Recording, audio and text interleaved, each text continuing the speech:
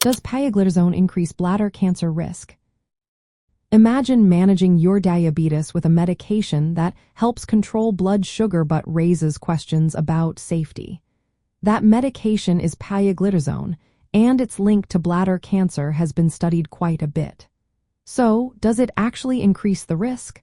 Let's explore what the science says.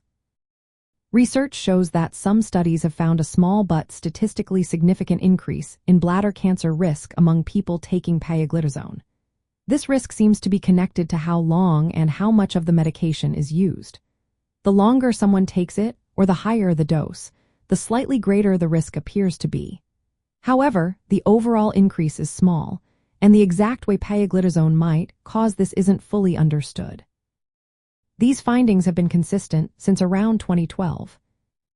Regulatory agencies like the Food and Drug Administration in the United States and health authorities in Europe have reviewed the data. They agree that there is a small increased risk of bladder cancer with pioglitazone. But they also emphasize that for many patients, the benefits of controlling blood sugar outweigh this small risk. They recommend careful patient selection, especially avoiding pioglitazone in those with a history of bladder cancer or symptoms like blood in the urine. Regular monitoring during treatment is also advised. It's important to consider that bladder cancer risk factors include age, smoking, and exposure to certain chemicals or radiation. If someone has these risk factors or experiences symptoms like blood in the urine, they should discuss this with their healthcare provider before starting pioglitazone. Interestingly, some large studies and clinical trials have not found a significant link between pioglitazone and bladder cancer.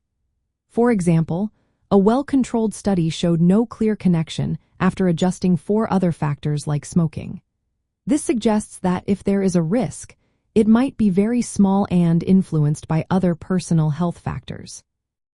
In terms of clinical advice, pioglitazone should not be used in patients with active or past bladder cancer.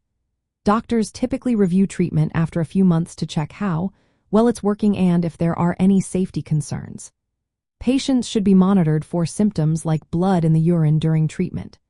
Using the lowest effective dose is also recommended, especially for older adults who may have a higher baseline risk.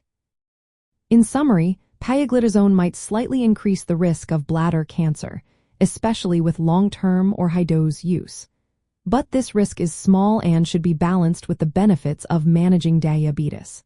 The key is careful patient selection and ongoing monitoring.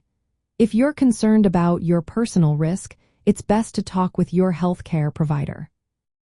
They can help you weigh the benefits and risks based on your individual health profile and guide you toward the safest treatment options for your bladder health and overall well-being.